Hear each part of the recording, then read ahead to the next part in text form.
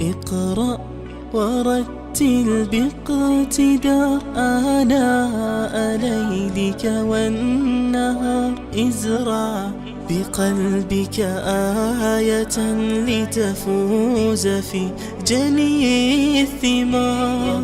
طب حياتك إنها بالذكر زاهية المنى. قوم لسانك مبحرا معنا على تاج الوقار.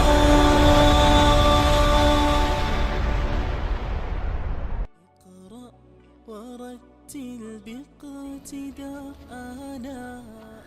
بسم الله الرحمن الرحیم. الحمد لله والصلاة والسلام علی رسول الله صلی الله علیه و سلم. عزیزان، السلام علیکم و رحمت الله و برکاته. بازم لطف و احسان خالق متعال است که بر ما فرصت داد که برنامه از برنامه‌های عقیده در پرتو قرآن و سنت خدمت شما دوستان عزیز تقدیم بکنیم.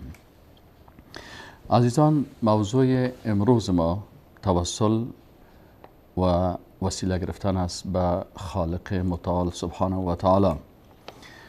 در قسمت توسل طبعا ما مسلمان ها توسل خود مطابق آیات قرآن و احادیث رسول الله صلی الله علیه و سلم انجام میتیم. حالا این توسل در قرآن عظیم شان و احادیث رسول الله صلی الله علیه و سلم چگونه هست و عقیده مسلمان ها در قسمت ای که توسل میکنن چگونه هست؟ اول باید در قسمت توسل یک قاعده اساسی را بشناسیم و او این است که ما مسلمان ها عقیده داریم که خالق ما ذات یگانه هست. خالق هست که او رحمان و رحیم است. به اساس رحمتش دروازه های رحمتش همیشه برای ما مسلمان ها باز است. پس هیچ کسی از الله کده بر ما مهربانتر نیست که ما در مشکلات خود به پیش از او بریم تا او شخص یا او هر کسی که هست او باز دست ما را گرفته به خالق متعال ما را ببره، بلکه خالق متعال سبحانه و تعالی بر ما کتاب و سنت فرستاده هست، پیغمبر فرستاده است، تعالیم از او در پیش روی ما ماندگی هست. ما عقیده داریم که خالق متعال ذات رحمان رحیم است و رحمت از او وسعت کل شیء، بر همه وسیع است. بناهن به اساس رحمت الله مستقیما از الله متعال میخواهیم. ما عقیده داریم الله سمیع است و الله بصیر است. وقتی الله سمیع است و هو السمیع و هو البصیر و هو السمیع البصیر، وقتی الله سبحانه و تعالی سمیع و بصیر است میشنوه هر چی ما میگیم، خودش میشنوه، ذات قادر و قدرتمند است.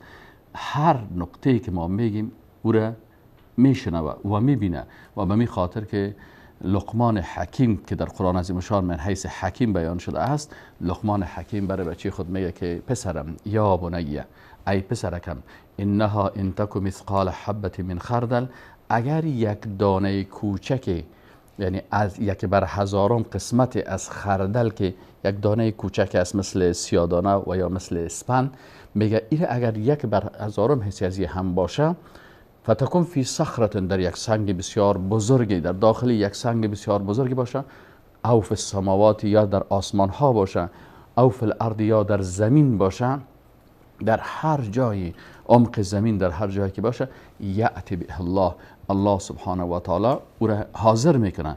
ان الله لطیف خبیر، یقینا که الله سبحانه و تعالی بسیار باریک بین است و بسیار باخبر است.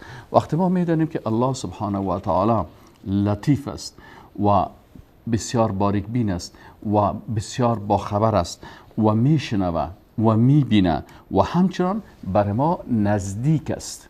اذا سألك عبادی عنی، الله میگه که وقت بنده های ما در مورد ما سوال میکنن از تو ای رسول الله صلی الله علیه و سلم، فانی قریب، پس ما به بنده خود نزدیک هستم.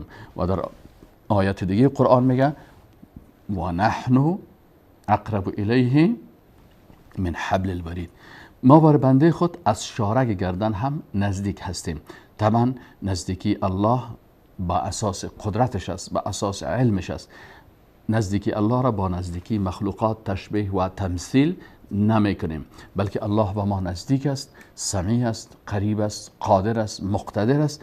بناهن هر دعایی که ما میکنیم، هر تقاضایی که میکنیم، الله سبحانه و تعالی او را میشنوه و همچنان الله المجیب است، ذات است که اجابت دعاها را میکنه. وقتی ما با آیات قرآن میریم که الله سبحانه و تعالی میگه که ادعونی، بر ما خطاب میکنه، شما دست دعا، الله میگه به بارگاه ما بلند کنین، استجب لکم، الله میگه ما براتان اجابت میکنم. پس الله اجابت کننده هست. وقتی ما این عقیده را داشتیم که الله الرحمن الرحیم القریب المجیب السمیع البصیر عالم الغیب و شهاده هست و اللطیف و خبیر است، تمام صفات الله سبحانه و تعالی داره، بناهن ما در مشکلات خود چی میکنیم؟ مستقیما به بارگاه الله سبحانه و تعالی رجوع میکنیم و نیازی به شخص دیگه نداریم، مثل بت پرستا و یا قبر پرستا که ما به بت بریم و او بر ما عریضه ما را با اونا پیش بکنن. چون ما امت عقیده توحیدی داریم که الله دارای امی صفات است، از این خاطر ما توسل به بارگاه الله سبحانه و تعالی مستقیم میکنیم. دوم نقطه که در اینجا مهم است، وقتی ما توسل میکنیم، آل هندوها توسل دارن، یهود توسل دارن، نصرانی ها توسل دارن، بت پرستا و قبر پرستا، هر کسی توسل خاص خود داره. ما طریقه توسل خود از کی یاد بگیریم؟ از محمد رسول الله صلی الله علیه و سلم. طریقه های توسل بر ما در قرآن عظیم الشان بیان شده و در احادیث رسول الله صلی الله علیه و سلم تفسیر داده شده است. خب به این سرزمی طریقه هایی که در قرآن عظیم الشان هست، ببینیم که کدام راه ها و طریقه ها را بر ما نشان میده. طریقه اول توسل به نام ها و صفات الله هست. الله سبحانه و تعالی بر ما میگه در سوره اعراف آیه 180، الله سبحانه و تعالی در آیت 180 سوره اعراف میگه که ولله الاسماء الحسنى، ولله الاسماء الحسنى. الله میگه و خاص بر الله هست نامهای زیبا و نیک، فدعوه بها، پس طلب بکنید از الله بها، توسط امی نام ها. یعنی توسل و دعا با چی میشه؟ با نام های الله میشه.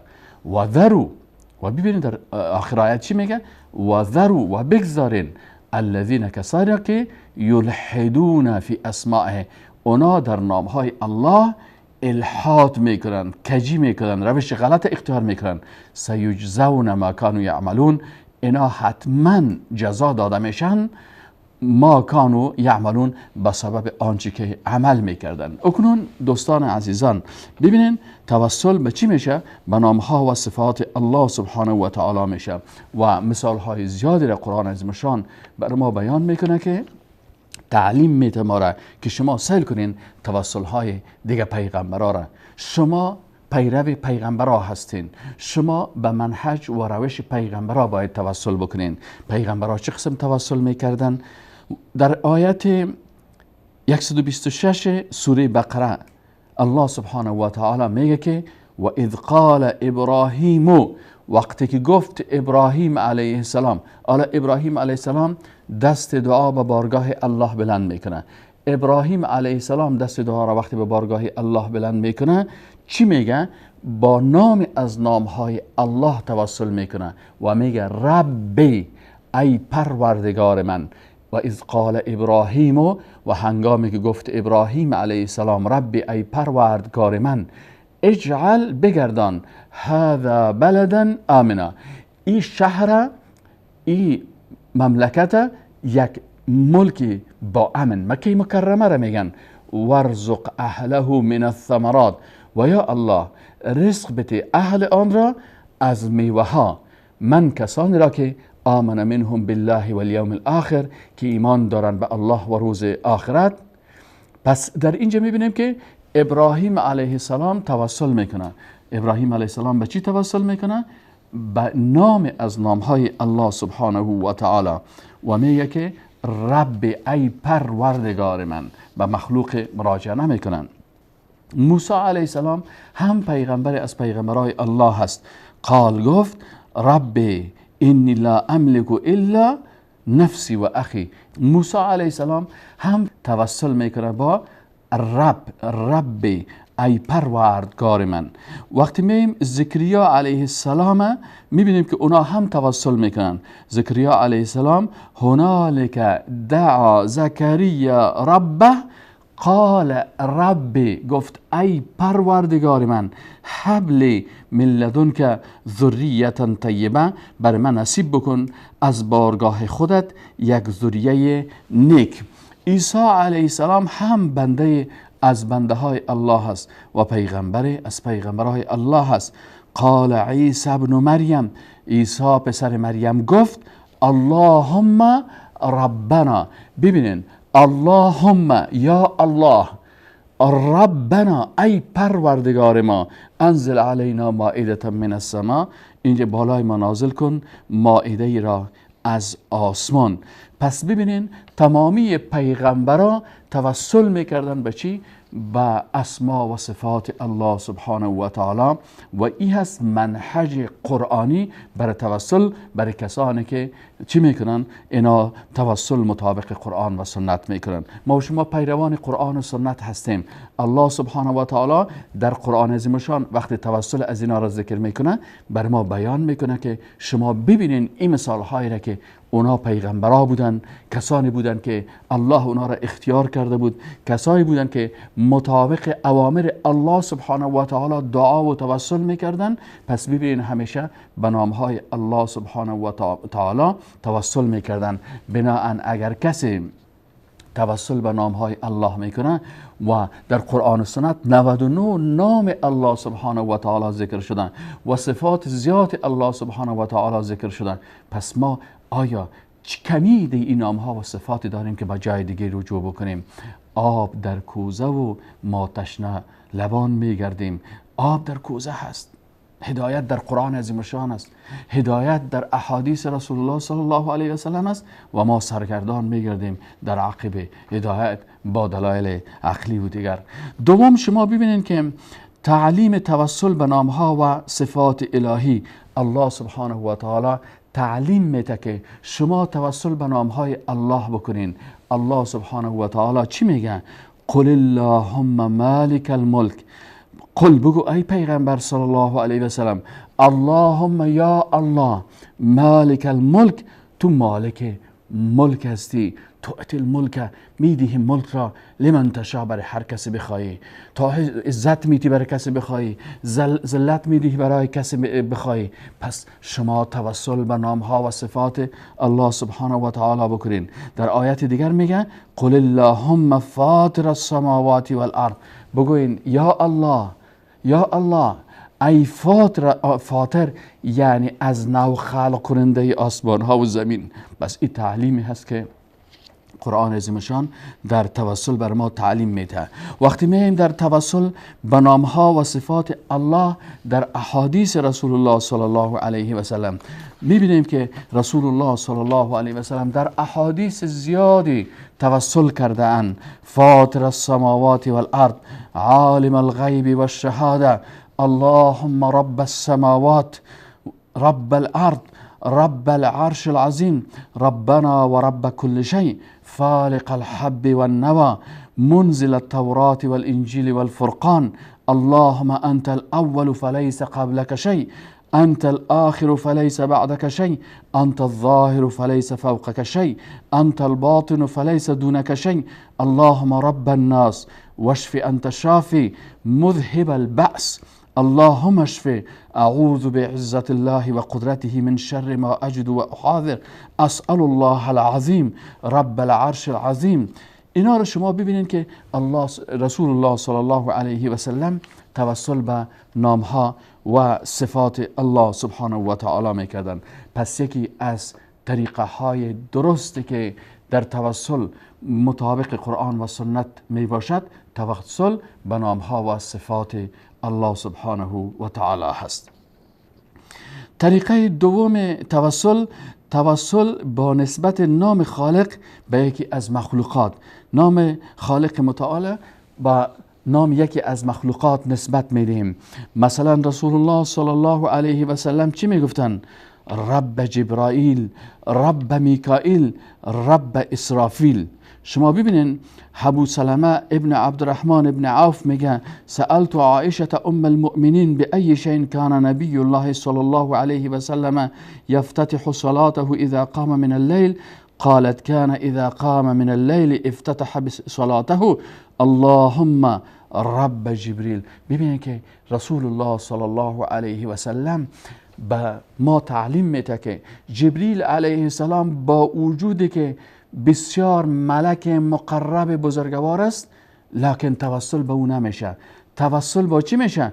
به رب، به نام از نامهای الله میشه. پس میگه اللهم رب جبرائیل، ای پروردگاری که تو رب و پروردگار جبرائیل هستی، ای پروردگاری که تو رب میکائیل و اسرافیل هستی، فاطر السماوات والارض هستی، عالم الغیب و الشهاده هستی، انت تحکم بین عبادك فيما كانوا فيه یختلفون. باز در آخرش میگه اهدینی لما اختلف فیه من الحق، پس پروردگارا مرا هدایت کن.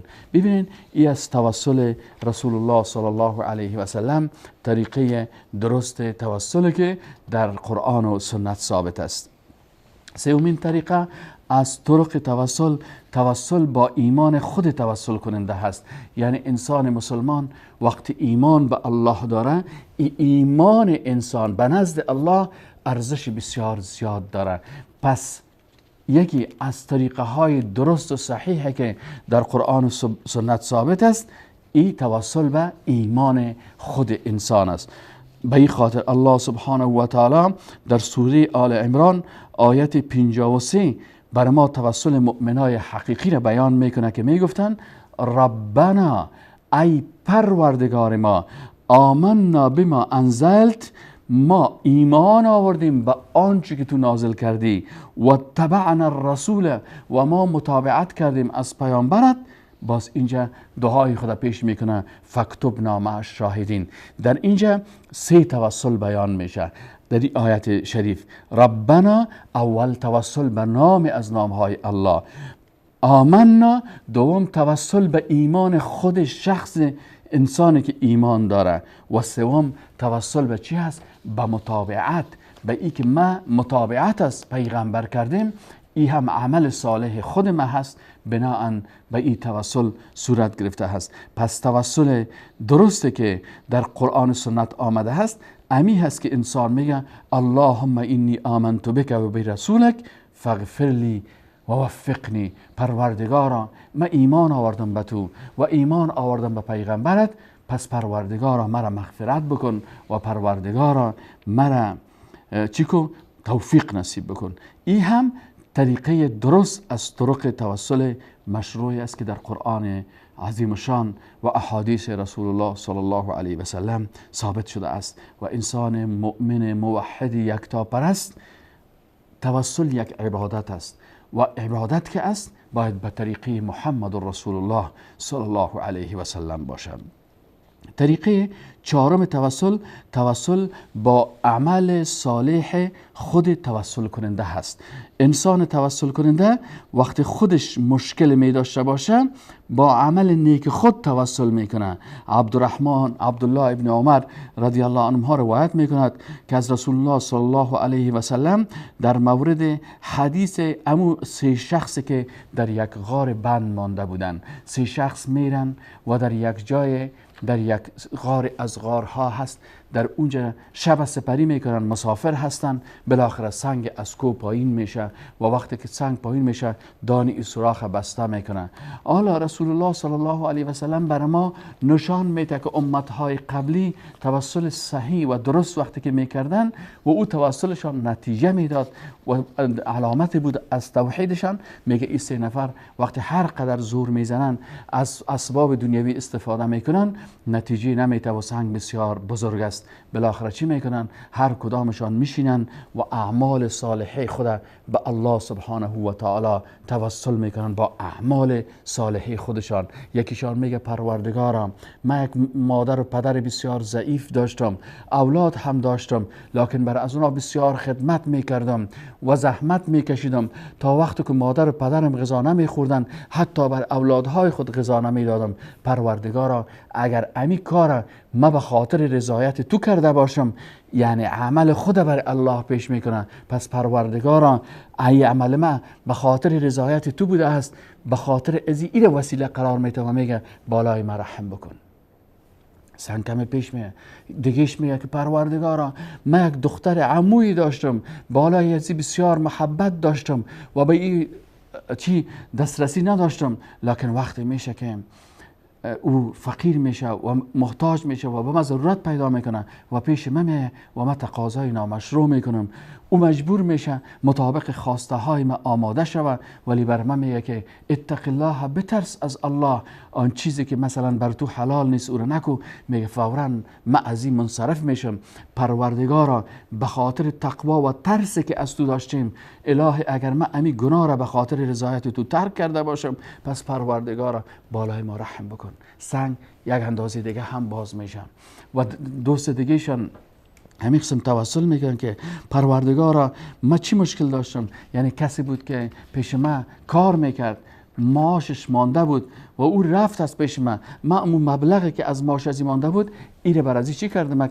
همین مبلغ معاش ازی را من حیث امانت حفظ کردم، او را مال خریدم و در بین رمه خود گذاشتم. بالاخره ای بسیار زیاد شد و یک چند سال بعد وقتی این شخص پیش ما آمد و برای ما گفت که برادر یک مقدار مبلغ پیش شما از ما مانده بود امانت، امور پس بر ما میتین. او برش میگه که بیاین این رمه از گله از گوسفند بگیر. میگه رشخند میزنی؟ چی میگه؟ از من مبلغ ما بسیار کم بود. این برش میگه که من ایره مال خریدم و برای شما ماندم و به این شکل و باز همه این نفر همین مبلغ همین مال میبرم و بسیار خوشحال میشه و میگه پروردگارا اگر همین کارا ما به خاطر رضایت تو کرده باشم، پس پروردگارا بالای ما رحم بکن و این سنگ از اینجا دور بساز. پس در همه از اینا ما و شما میبینیم که این اشخاص توسل با چی میکنن؟ با اعمال صالحه خود میکنن. پس یکی از طرقی که رسول الله صلی الله علیه و آله برای ما تعلیم داده است این است که ما چی کنیم؟ با اعمال صالحه خود چی کنیم؟ توسل به بارگاه الله سبحانه و تعالی بکنیم. طریقه پنجمی که ما میتونیم توسل بکنیم بیان عاجزی و بیچارگی خود ما هست به بارگاه الله. پروردگارا من عاجز هستم، ناتوان هستم، نمیتونم بسیاری از مشکلات زندگی خود رفع بکنم. ببینین زکریا علیه السلام چی میگه؟ زکریا علیه السلام توسل میکنه به بارگاه الله سبحانه و تعالی با اعمال صالحه خود. دوستان عزیز، از این که وقت برنامه پوره شده است، ان شاء الله تعالی توسل زکریا علیه السلام در برنامه بعدی خدمت شما تقدیم خواهد کردیم. تا برنامه بعدی شما را به خالق یکتا میسپاریم و السلام علیکم و رحمت الله و برکاته. اقرأ ورتل باقتداء آناء ليلك والنهار ازرع بقلبك آية لتفوز في جني الثمار. حياتك إنها بالذكر زاهية المنى. قوم لسانك مبحرا معنا على تاج الوقار.